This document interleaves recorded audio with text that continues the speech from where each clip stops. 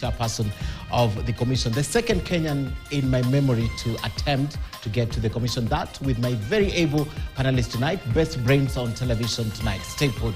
If you're watching us via KTN Home, time to switch over to KTN News.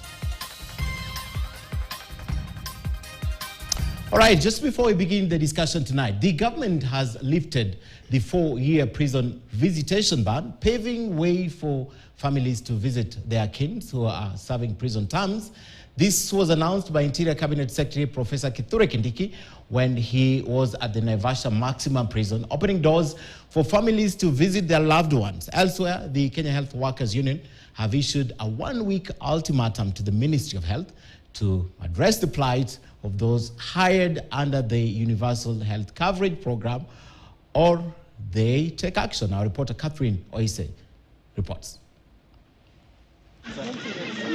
For the last few years, there has been a ban on family visits to inmates serving their terms in various prisons. It has now come as a major relief for families after Interior CS Kithure Kindiki ordered a resumption of regulated family visits to Naivasha Maximum Prison and all other correctional facilities countrywide. The ban was instituted after the first case of coronavirus was confirmed in Kenya on March 13, 2020. Speaking today after visiting Naivasha Maximum Prison, the Interior CS said there was no need for the ban to continue because there was no COVID-19 threat. Sioni maana kwa nini tusiwahusishe katika huo mpango wa kutembelewa na jamii zenu. Away from that story, the country is staring at a possible paralysis in the health sector. Kenya Health Workers Unions have issued a 7-day ultimatum to the Ministry of Health over what it calls discriminatory appointments and the plight of healthcare workers hired under the Universal Healthcare Coverage Program. Union officials accuse the ministry of flouting a court judgment that ordered them to recall appointments made last April that only considered one cadre of health workers. Within 7 days, if they are not going to recall, if the Public Service Commission is not going to recall the adverts that has been put out there, we are going to cite them for contempt. Elsewhere, police today raided a residential building in Nairobi Kasarani Estate and arrested 2 women suspected to have been running an illegal advocate's office. The 2 were apprehended by detectives and Law Society of Kenya officials while operating from a flat located a short distance from the Kasarani police station.